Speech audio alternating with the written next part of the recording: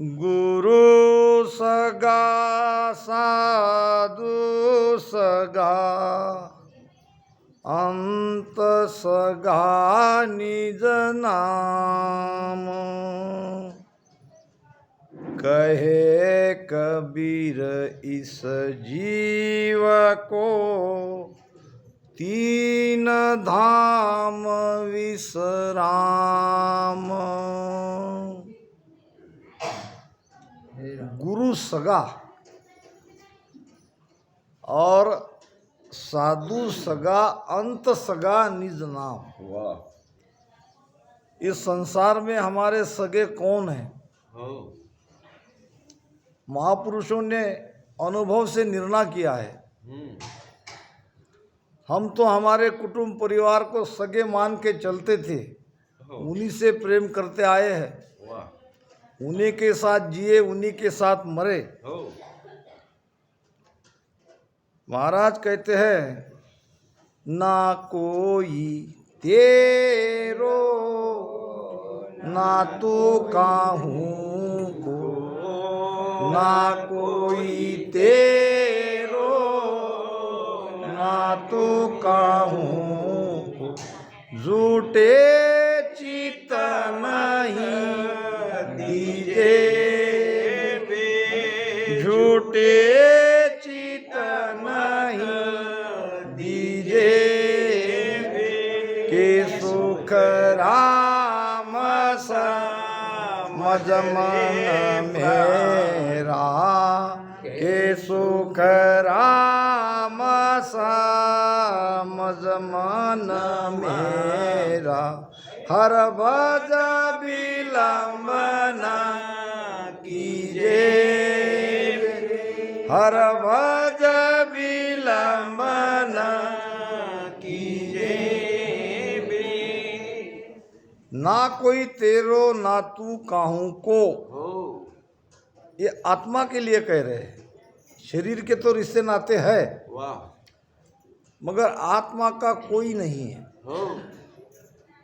आत्मा का एक ही है, सगा परमात्मा। और अभी हमें मनुष्य शरीर मिला है, तो यहाँ अगर हम आन उपासना करते हैं तो क्या कहलाएंगे? आत्मद्रोही। आत्मद्रोही, आन उपासी आत्मद्रोही।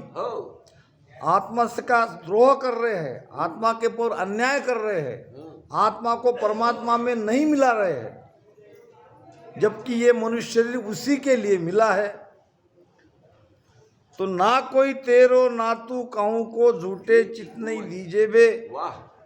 इस झूठे रिश्ते नाते में चित मत लगाओ, लगाओगे तो पछताओगे। ये मोह बड़ा दुखदाई है, मोह को छोड़ो। एक लड़का था 22 साल का, गुरुमुखी था, गुरु बनाया था और गुरु से नामदान भी ले लिया था, और बड़ी बढ़िया सेवा आश्रम की करता था। साफ सफाई से लेकर बिछायत आदि गुरु महाराज के आने से पहले ही सारी व्यवस्था करता था।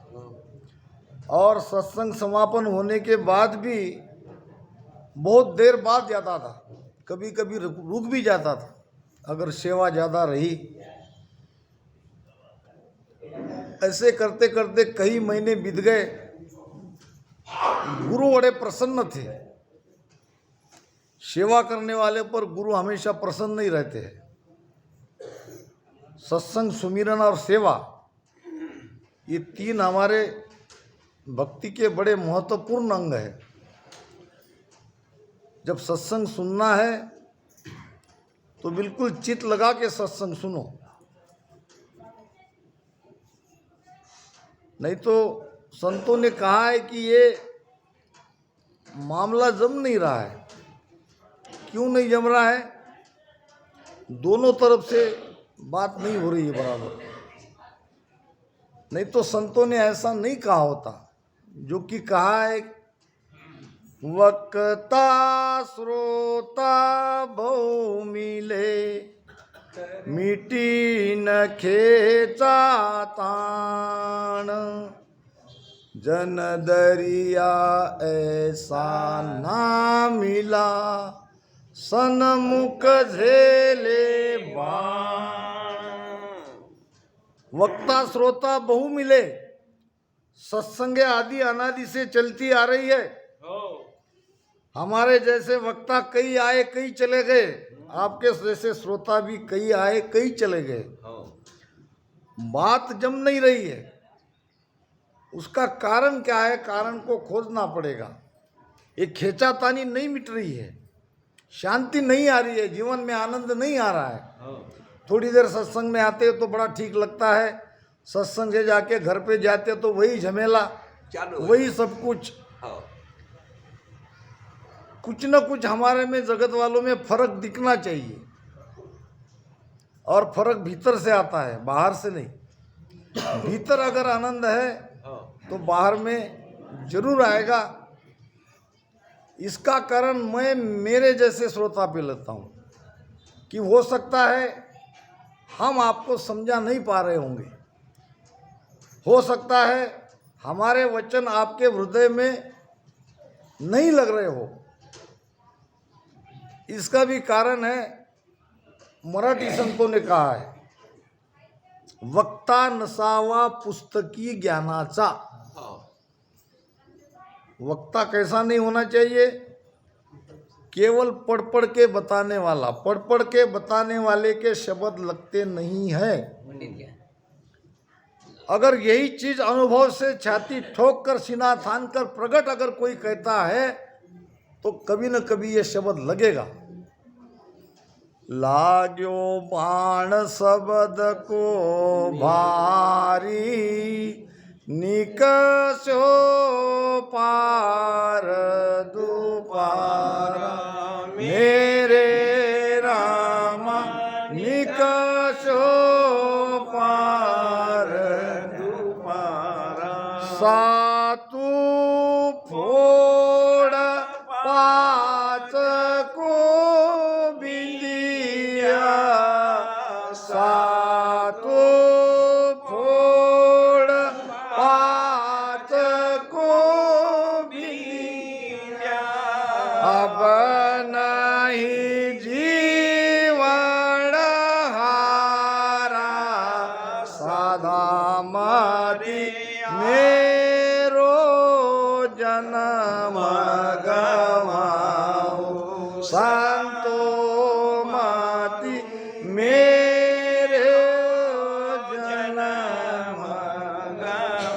जो कोई सेड़ा हमारो जुग में, जो कोई सेना हमारो जुग में, गोय छोट सिर बाओ, सदा मति मेरो जन्म गमाओ, संतो मति मेरो जन्म गमाओ।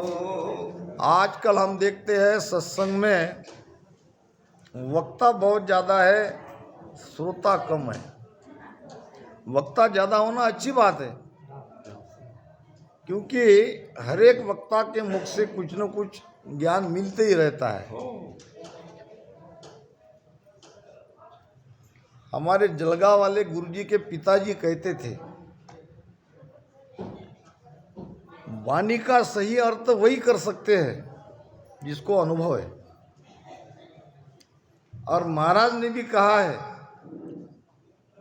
जैसे तारो देश है वैसी धारो साथ, ऊंची सुख राम कही, क्या ले सी तू भाग। महाराज ने किसी को नहीं छोड़ा, हमारे लिए कहा है जैसे थारो देश है, तुम पिंड हो कि खंड में हो कि ब्रह्मांड में हो, किस देश में तुम्हारी सुरती है, यानी कहाँ तक वक्ता पहुंचा हुआ है, वहां का ज्ञान देना चाहिए। जैसे तारो देश है वैसी धारो साख। अब मान लो मैं त्रिकुटी पहुंचा हूं, यहाँ वक्ता होके आपके सामने बैठा हूं और मैं 10वें द्वार की बात बाहर से कर रहा हूं, आपको कह रहा हूं, तो क्या मैं सही कहूँगा? या तो पढ़ा हुआ कहूँगा, वो भी जमा मामला तो ठीक है, इधर उधर से जोड़ तोड़ के, नहीं तो गलत ही कहूँगा और संदेश जाएगा गलत, क्योंकि आप भोले हो, समझदार हो और भोले भी हो। समझदार इसलिए हो कि आप हमेशा हम लोगों को माफ़ कर देते हो। चलो भाई, वहाँ बैठ के वाणी में कह तो रहे, बोलते रहे, महाराज की तो बात कह रहे हैं। और भोले इसलिए वो हमारे शब्द को आप पकड़ के ले जाते हो और अपने हृदय में बिठा लेते हो। बात वहाँ से आगे डिलीट होना बड़ा कठिन है। दो वक्ता एक जगह मिल गए, बीच बीच में थोड़ा आपका मन लगे इसलिए हल्के छोटे मोटे दृष्टांत दे ही देता हूँ। ध्यान में आए तो ठीक, नहीं आए तो कोई बात नहीं। दोनों मिल गए, राम राम राम राम, तुम कौन हो? तो मैं वक्ता हूँ। अरे वाह, मैं भी वक्ता हूँ।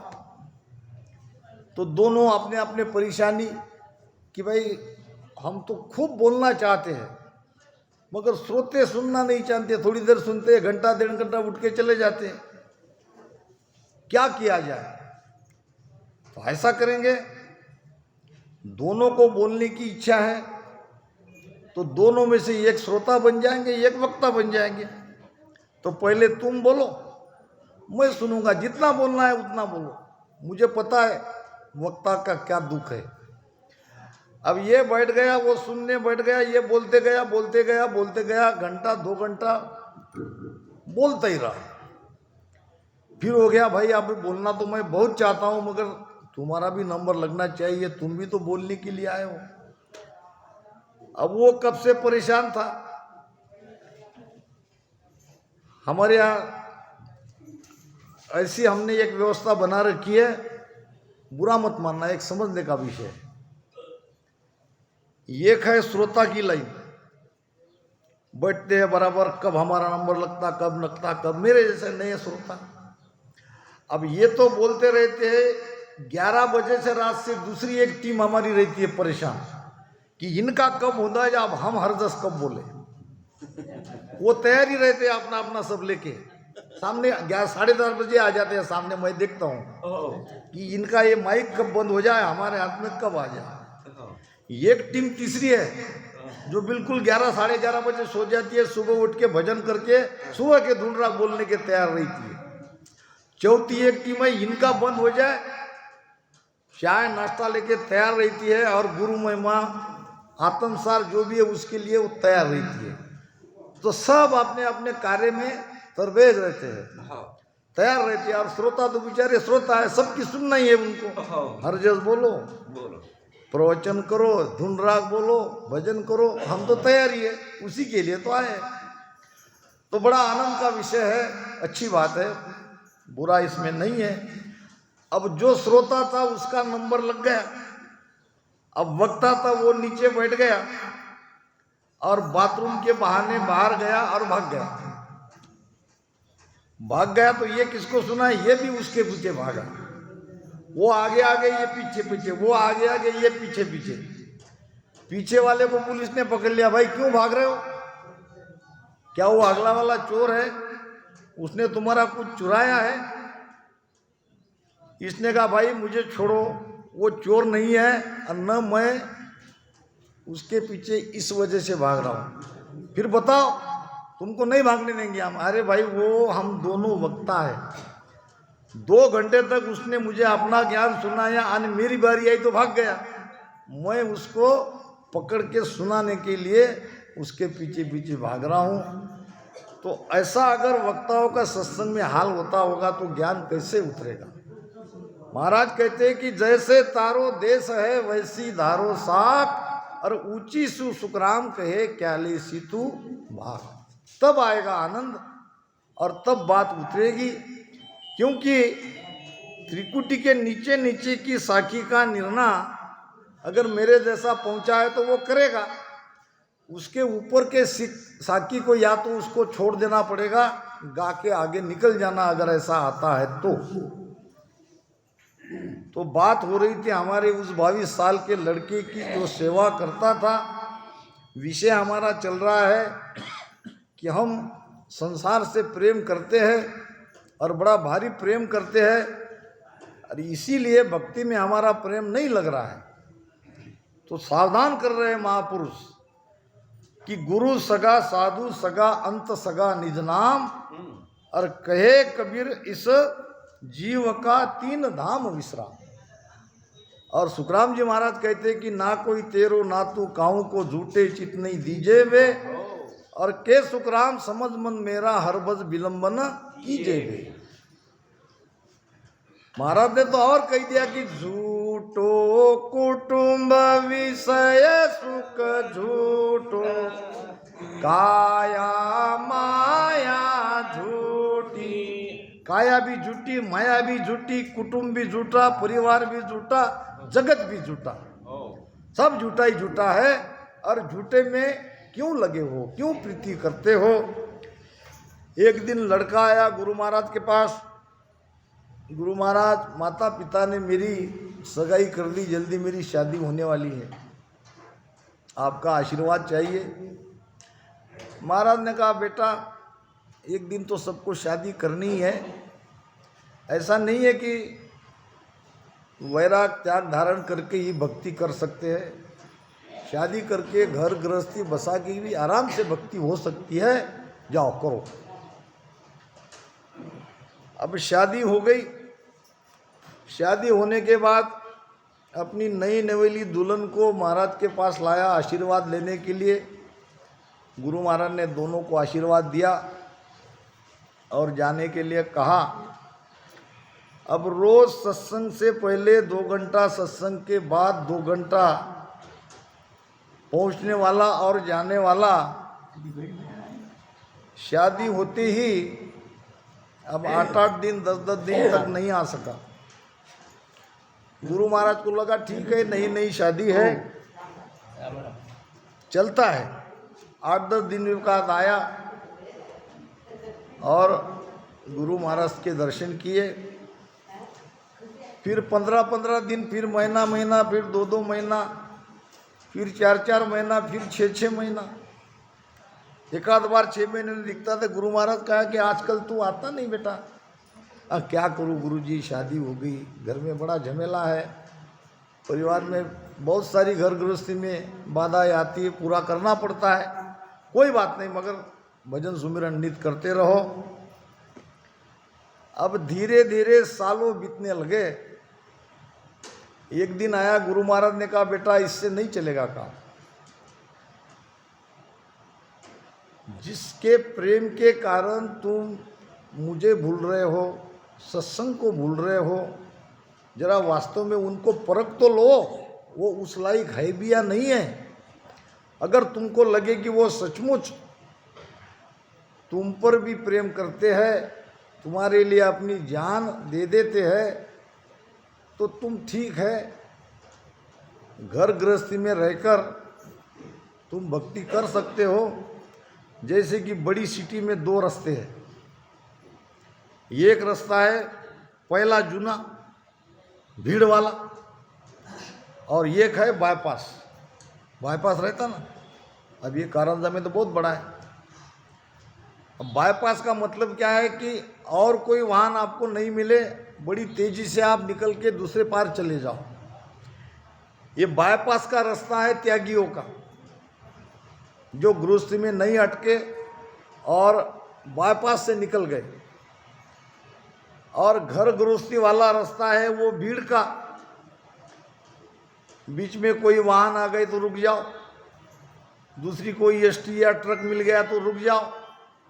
भीड़ हो गई तो तेजी से नहीं चला सकते, थोड़ा स्लो चलाओ। ऐसे जैसे तैसे एक बार ये भीड़ को पार करके मंजिल तक जा ही सकता है, मगर बीच में सारी बाधाएं हैं। तो ठीक है, तुम ये भीड़ वाले रास्ते से जा रहे हो तो आ सकते हो, मगर परख लो। लड़के ने कहा, गुरु महाराज मैं कैसे परखूं? अरे भाई आसान है, मैं तुमको उपाय बताता हूँ। तो मैं जब घर पे आऊँगा तो तब सारा उपाय तुमको बता दूंगा। तुमको मैंने श्वासा को रोकने की विधि बताई थी, जिससे आदमी मृत दिखता है, नाड़िया का चलन भी बंद हो जाता है, न श्वास लेते हैं न छोड़ते हैं, कुछ मिनटों का तक ये रह सकता है। तो उसने कहा हाँ। तो जब मैं घर पे आऊँगा तो मेरे पहले ये सब हो जाना चाहिए, और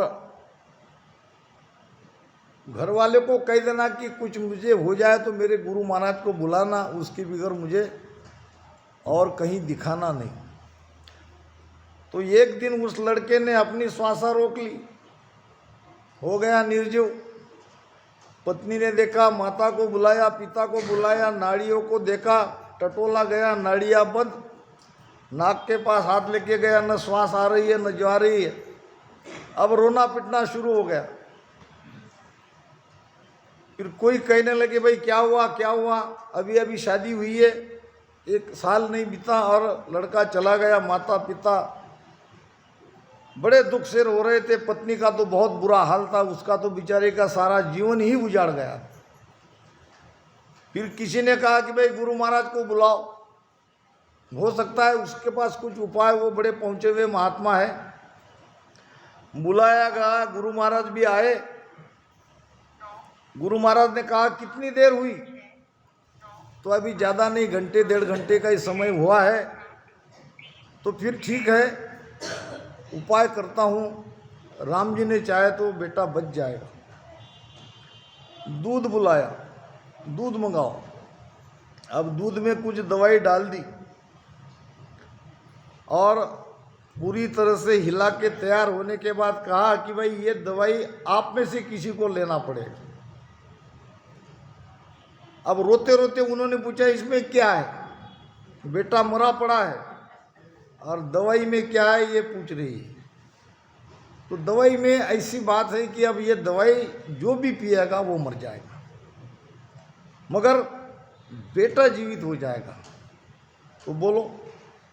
ऐसे लेके गया वो गिलास दूध का पिताजी के पास, 75 साल के बूढ़े। पिताजी ने गिलास तो हाथ में लिया मगर सोचने लगा, वापस दे दिया। गुरु महाराज मेरे पीछे बड़े काम हैं, अगर मैं चला जाएगा तो बेटा भी अभी अभी नई शादी है, आगे जिम्मेदारी निभाएगा नहीं निभाएगा, मेरे ऊपर तो बड़ी जिम्मेदारी है, मुझसे नहीं होगा, किसी और को दो। माता जी को कहा। माता जी रोते ने कहने लगी कि भाई मेरा बेटा मेरे मरने से अगर जीवित होता है तो मैं तो खुशी से मर जाऊं, मगर मेरे मरने के बाद मेरे पतिदेव का क्या होगा? बेचारे बूढ़े हो गए, उनकी सेवा करनी है, कौन खिलाएगा कौन पिलाएगा? दोनों तरफ उसकी जान अटकी थी। वो भी कहने लगी मुझसे नहीं होगा, बेटा तो जीवित चाहिए, मगर अब क्या करें? फिर पत्नी की तरफ देखा। पत्नी ने आंसू पोंछ के कहा, ठीक है मैं पी लूंगी, मैं मर जाऊंगी, मगर मेरे मरते ये दूसरी शादी कर लेगा, फिर मेरा मरना तो ऐसे बेकार गया। ये सब सुन रहा था। फिर काफ़ी भीड़ थी। गुरु महाराज ने ऐसा पहला बताया भीड़ वाले को, भीड़ सारी भाग गई। कौन मरे? एक भी वहाँ कोई नहीं। फिर गुरु महाराज ने थकार कर कहा, अगर आप कोई मरना ही नहीं चाहते हो, आपके बेटे को तो जिंदा करना है, अब मैं बूढ़ा हो गया हूँ, मेरा कोई काम ही नहीं है, तो मैं पी लेता हूँ। सब कहने लगे गुरु महाराज जरूर जरूर जरूर कृपा करो, बड़ी कृपा होगी, आपकी 13वीं हम अच्छी तरह से करेंगे, आपकी बरसी करते जाएंगे, आपकी महिमा करेंगे, आपका रामदारा बना देंगे, मंदिर बना देंगे, आप मर जाओ। ठीक है, गुरु महाराज ने कहा और वो दूध पी लिया। बेटे को इशारा किया, बेटा उठ गया। अब वो दूध में तो कोई नहीं था। कहने का मतलब हम ये बात समझ नहीं रहे, जगत का प्रेम झूठा है, जगत अचाई मीतक है रे, फेर फार नहीं कोई रे। तो करना क्या है? करना महाराज ने वही कहा है कि छोड़ना नहीं है। जहां जैसे हो वहीं से जागो, जहां से जागे वहां से आपका जीवन प्रारंभ हो गया। जैसो प्रेम जगत सु तेरो, वैसो साहेब सु लागे बे। बस जैसा जगत से प्रेम करते हैं, कर रहे हैं, वही प्रेम गुरु महाराज में लगाओ, भजन में लगाओ, तो सुन तीरता बार न लागे, नाव तुरत घट जागे। तुरत जब उर केवल प्रेम प्रकाशे, एक दिवस भर ढील न पासे। दुर्लभ प्रेम वो आवे नाही, तब लगनावन जाने भाई। हम आते हैं, पूछते हैं कि भाई हमारा शब्द, बहुत फोन आते हैं मुझे, शब्द नहीं समझ रहा। मैंने बोला भजन कितना करती हो? तो कोई 2 घंटे 3 घंटे, उसमें मन कितनी बार भटका, कितनी बार मन के साथ आप चले गए? तो मन तो बहुत बार भटका। तो मन भटक गया तो क्या आपको उसने भजन में थोड़ी रखा, आपको भी वो लेके गया। मन को रोको, मन को भजन में लगा के करो, निश्चय से करो। अभी आत्मसार हमने गाया, आत्मसार में कई बातें ध्यान देने योग्य जोगी है। वैसे तो महाराज की सारी वाणी एक अमृति है। उसमें कहा है,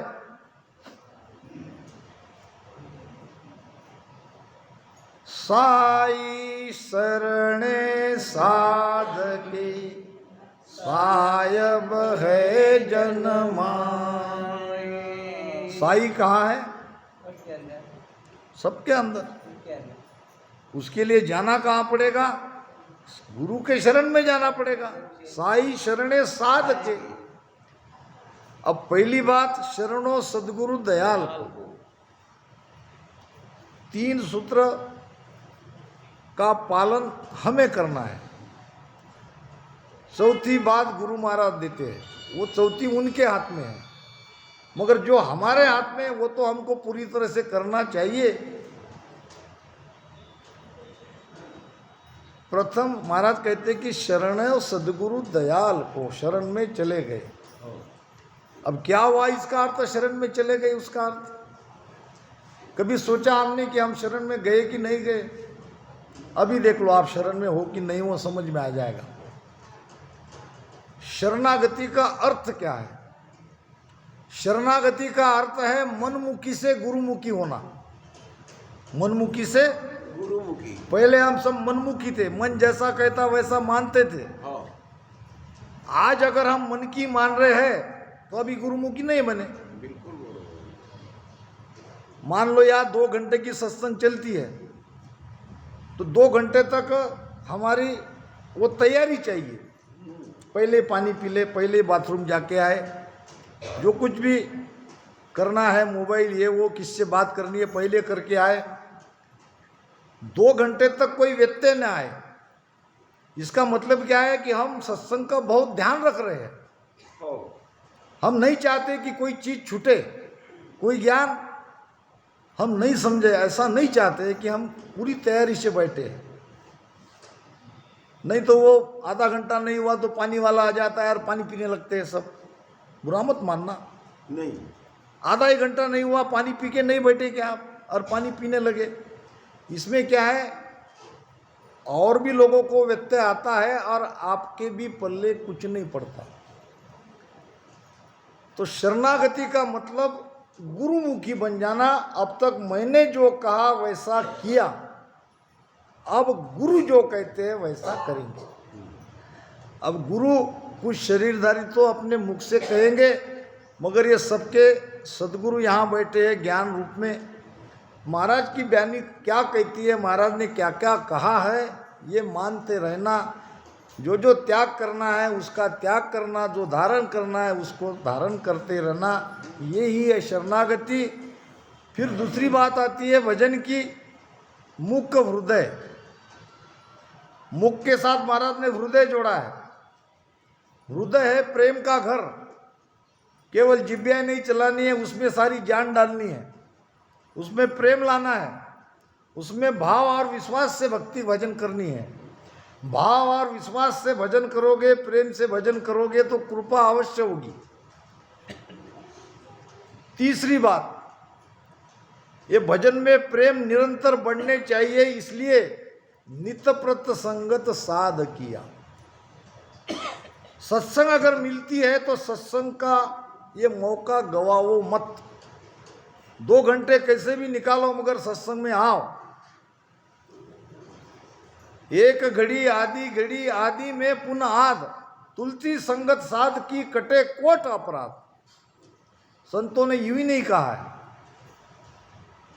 तो ये 3 बातें जब हम पूरी तरह से धारण करते हैं तो आजीवन मुक्त सुखराम।